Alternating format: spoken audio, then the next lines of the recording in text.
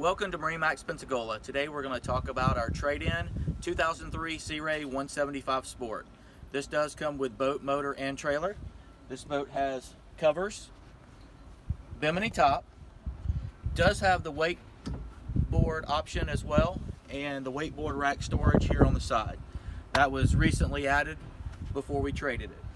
This boat is powered by a Mercruiser 135 horsepower engine that has recently had its annual engine service. Port and starboard seats in the back, stainless ski tow eye, and a transom ladder. As we make our way forward, this does have the sleeper seat that opens up, helm chair, VHF radio, compass.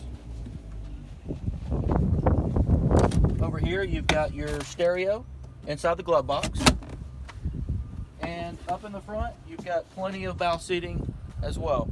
This does have a pad for a trolling motor if you would like to add one. This concludes the walkthrough of the 2003 Sea Ray 175 Sport. Come see us at MarineMax Pensacola.